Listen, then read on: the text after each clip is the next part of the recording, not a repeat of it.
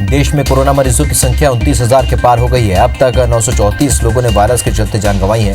वहीं 24 घंटे में 1543 मरीज सामने आए हैं। हेल्थ बुलेटिन के अनुसार ठीक होने की रिकवरी रेट 23% बताई गई।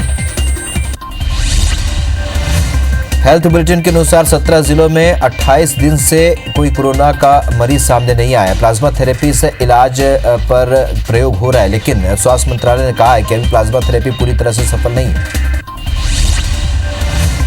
अहमदाबाद में कोरोना को कंट्रोल करने केंद्र की टीम जुट गई है और गृह मंत्रालय ने प्रेस कॉन्फ्रेंस में जानकारी दी कि सूरत और अहमदाबाद में सघन टेस्टिंग हो रही है। स्वास्थ्य मंत्रालय ने कहा है कि दूसरे देशों के मुकाबले भारत के हालात अभी ठीक हैं। कम लक्षण वाले घर में क्वारंटाइन रह सकते हैं। मरीज हर वक्त ट्रिपल लेयर मास्क लगाकर रखे। मरीज के केयर टेकर भी अपना पूरा ध्यान रखें। कोरोना फ्री होने की तरफ छत्तीसगढ़ लगातार बढ़ रहा है। रायपुर एम्स ने 2 और मरीज डिस्चार्ज कर दिए हैं। छत्तीसगढ़ में अब सिर्फ 3 मरीजों का इलाज जारी। छत्तीसगढ़ में लगातार मरीज ठीक होकर घर लौट रहे हैं। छत्तीसगढ़ में कुल मरीजों की संख्या 37 से, जिनमें से 34 लोग पूरी तरह से ठीक हो चुके हैं। वहीं 3 लोगों का इलाज जारी। छत्तीसगढ़ में कोरोना का हॉटस्पॉट बन चुके कटघोरा में हालात में सुधार हो रहा है। यहां से भेजे गए 38 में से ज्यादा सैंपल नेगेटिव आए हैं। इसके बाद स्वास्थ्य विभाग और प्रशासन ने राहत की सांस ली है। हालांकि जिनकी भी जांच हुई है, अब उनकी नए सिरे से नई किट से जांच कराई जाएगी। छत्तीसगढ़ में जहां मरीज ठीक हो रहे हैं, वहीं मध्य प्रदेश में हालात बिगड़ते जा रहे हैं। मध्य प्रदेश में कोरोना के मरीज लगातार बढ़ रहे हैं और अब तक आंकड़ा 2234 पहुंच गया है, जिनमें से 413 लोगों ने वायरस से जंग जीत ली है तो 114 लोगों ने जान गंवाई है। भोपाल में मरीजों की संख्या बढ़कर 428 हो गई है, जबकि अब तक 12 लोगों की मौत हो चुकी है। वहीं जबलपुर में एक और नया मरीज मिलने के बाद कोरोना मरीजों की संख्या 70 हो चुकी है। यहां कोरोना संक्रमित एक महिला की मौत भी हो चुकी है, जबकि 7 लोग ठीक हो गए। इंदौर में लगातार कोरोना संक्रमितों की संख्या बढ़ती ही जा रही है। 165 नए कोरोना पॉजिटिव मिले हैं, जिनमें से 19 कैदी भी शामिल हैं, जिनके बाद पॉजिटिव मरीजों की संख्या 1372 हो चुकी है। वहीं शहर में 63 लोगों की मौत हुई है, जबकि 177 मरीज ठीक हो चुके हैं।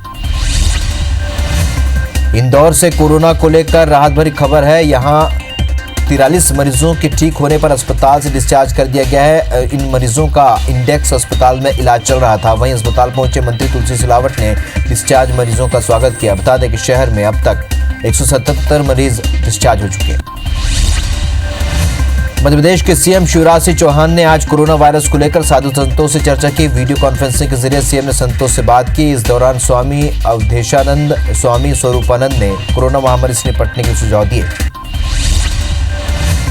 प्रधानमंत्री नरेंद्र मोदी से सोमवार को हुई चर्चा के बाद मध्य प्रदेश में भी लॉकडाउन की अवधि बढ़ाई जा सकती है, क्योंकि भोपाल, इंदौर, ग्वालियर और खरगोन जैसे जिले कोरोना के रेड जोन बने हुए हैं और इन जिलों में रोज कोरोना के नए मरीज सामने आ रहे हैं।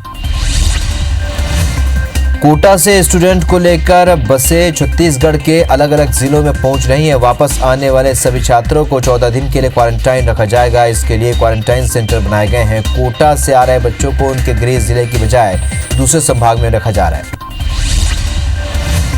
मुख्यमंत्री भूपेश बघेल ने कहा है कि कोटा के अलावा देश के दूसरे शहरों में फंसे छात्रों और मजदूरों की सूची तैयार करने के निर्देश कलेक्टरों को दिए हैं, ताकि उन्हें भी वापस लाया जा सके। स्वास्थ्य मंत्री टी.एस. सिंहदेव ने कहा कि राज्य के अंदर आवागमन और दूसरे राज्यों में फंसे आमजन की सीएम को चिंता है।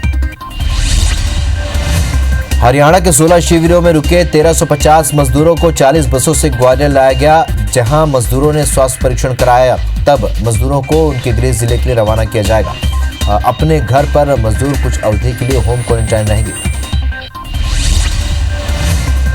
छत्तीसगढ़ प्रदेश के कई मजदूर अन्य राज्य में फंसे हुए हैं, जहां भोजन व्यवस्था नहीं होने के चलते उन्हें मजबूरन हजारों किलोमीटर का सफर तय कर छत्तीसगढ़ पहुंचना पड़ रहा है। वहीं दूसरी ओर छत्तीसगढ़ में अन्य राज्यों के मजदूरों का बेहतर ख्याल रखा जा रहा है। प्रदेश सरकार इसे लेकर अन्य राज्यों के मुख्यमंत्रियों से चर्चा कर रही है। भोपाल जिला प्रशासन ने अच्छी पहल की है। अब जिला प्रशासन के कर्मचारी कोरोना से मरने वालों का अंतिम संस्कार करेंगे। मृतकों के अंतिम संस्कार का खर्चा जिला प्रशासन उठाएगी। भोपाल में 2 मुक्ति धाम और 2 कब्रिस्तान में अंतिम संस्कार की व्यवस्था की जा रही है। साथ ही अंतिम संस्कार के लिए जिला प्रशासन 5-5 हजार की राशि देगा और अंतिम संस्कार करने वाले कर्मचारी का बीमा भी होगा।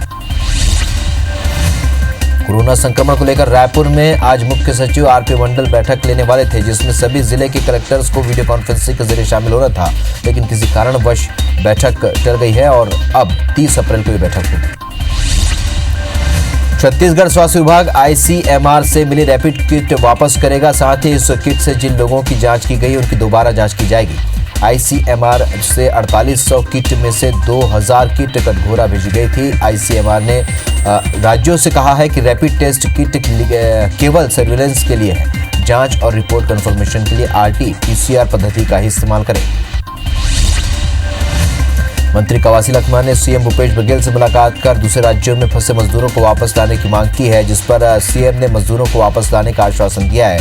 साथ ही सीएम ने बस्तर संभाग के कलेक्टर से फंसे मजदूरों की जानकारी मांगी है। लॉकडाउन के दौरान मध्य प्रदेश के हजारों लोग दूसरे राज्यों में फंसे हुए हैं, जिनको लेकर पूर्व जनसंपर्क मंत्री पीसी शर्मा ने मुख्यमंत्री शिवराज सिंह चौहान से मांग की है कि ई पास बनवाने की प्रक्रिया को और सरल किया जाए, ताकि राज्य के बाहर फंसे लोगों की जल्द घर वापसी हो। रायपुर में राज्यसभा सांसद रामविचार नेताम ने प्रदेश के नामी और सीनियर चार्टर्ड अकाउंटेंट से वीडियो कॉन्फ्रेंसिंग के जरिए चर्चा की। इस दौरान लॉकडाउन में लचर हो रही भारतीय अर्थव्यवस्था को मजबूत करने पर सुझाव दिए गए। ये सब सुझाव वित्त मंत्रालय और प्रधानमंत्री कार्यालय को भेजे जाएंगे। पीएचई मंत्री गुरु रुद्र कुमार अब अपने विधानसभा क्षेत्र अहिवारा में लोगों के मदद के लिए आगे आए हैं। ग्रामीण क्षेत्रों में किसानों से उनके हालचाल पूछकर उनको सहयोग पहुंचा रहे हैं। कोविड-19 संक्रमण और लॉकडाउन के दौरान सोशल डिस्टेंसिंग नियम का पालन करते हुए अहिवारा के ग्राम पंचायतों में ब्लीचिंग पाउडर का छिड़काव कर गांवों को सैनिटाइज किया गया। भोपाल में जिला प्रशासन की अनुमति पर आज भेल कारखाना खुल गया, लेकिन भेल टाउनशिप में रहने वाले कर्मचारी ही काम कर सकेंगे। यूनिट में सोशल डिस्टेंसिंग का सख्ती से पालन करना होगा। साथ ही यूनिट को रोजाना सैनिटाइज करना होगा। इस दौरान अगर एक भी कर्मचारी पॉजिटिव मिलता है तो अनुमति निरस्त हो जाएगी। देश भर में लॉकडाउन के चलते शहरी और ग्रामीण क्षेत्रों में व्यावसायिक परिसरों को बंद करने का आदेश है। ग्रामीण क्षेत्र के लोग जो पैसों की जरूरत पड़ने पर बैंक पहुंच रहे हैं, लेकिन सोशल डिस्टेंसिंग का ध्यान रखते हुए काफी देर तक लंबी कतारों में खड़े रहना पड़ रहा है। इसलिए हितग्राहियों को भूखे प्यासे ही खड़े रहना पड़ रहा है।